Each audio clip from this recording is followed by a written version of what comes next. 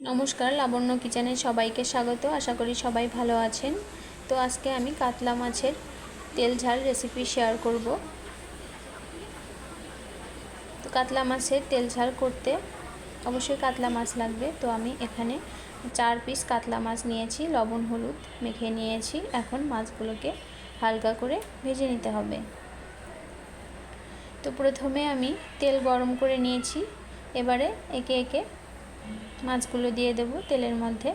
মাছের দুই পাশ হালকা করে ভেজে নেব, খুব বেশি কিন্তু ভাজতে হবে না। তো এই তো মাছের দুই পাশ হালকা করে ভেজে নিয়েছি। এখন আমি মাছগুলো তুলে নেব।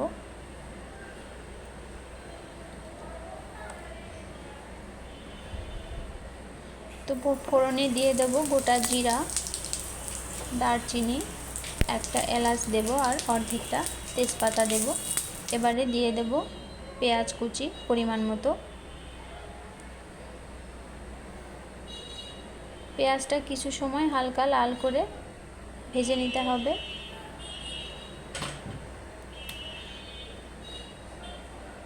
এবারে আমি আদা রসুন বাটা দিয়ে দিচ্ছি পরিমাণ মতো। আধা চা চামচ আদা বাটা আর আধা চা চামচ রসুন বাটা দিয়েছি। তো কিছু সময় কষিয়ে নিয়েছি, আদা রসুনের কাঁচা গন্ধ চলে গিয়েছে। এখন পরিমাণ মতো হলুদের গুঁড়া, লাল লঙ্কার গুঁড়া, পরিমাণ মতো লবণ আর খুব সামান্য পরিমাণ চিনি দিয়েছি। সামান্য গরম জল দিয়ে মশলাটা খুব ভালোভাবে কষিয়ে নিতে হবে। মশলা থেকে তেল ছেড়ে দিয়েছে। তো এবারে আমি ঝোলের জন্য গরম জল অ্যাড করব। আরও একটু জল দিতে হবে। তো ঝোল ফুটে উঠেছে। এবারে আমি ভেজে রাখা মাছগুলো দিয়ে দেব ঝোলের মধ্যে। এভাবে মাছ রান্না করলে খেতে কিন্তু অসম্ভব টেস্টি হয়। তো দিয়েছি কাঁচা লঙ্কা কয়েকটা। এখন ঢাকা দিয়ে আমি 4 মিনিট রান্না করে নেব চুলার আঁচ মিডিয়ামে রেখে। তো 4 মিনিট পর ঢাকনা খুলে ভাজা জিরা আর গরম মশলার গুঁড়ো দিয়ে দিতে হবে। খুব ভালোভাবে মিশিয়ে নিতে হবে। এখন ঢাকা দিয়ে চুলার আঁচ কমিয়ে আরও 2 মিনিট রান্না করে নেব।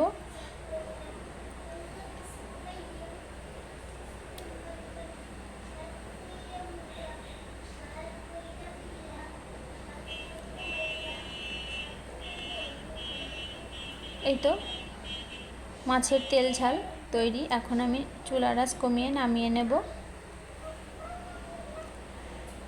আমার রান্না ভালো লাগলে আমার চ্যানেলের পাশে থাকবেন। আজকের মতো এই পর্যন্তই। পরবর্তীতে আবার নতুন কোনো ভিডিও নিয়ে আপনাদের মাঝে হাজির হব। সবাই ভালো থাকবেন, সুস্থ থাকবেন। ধন্যবাদ সবাইকে।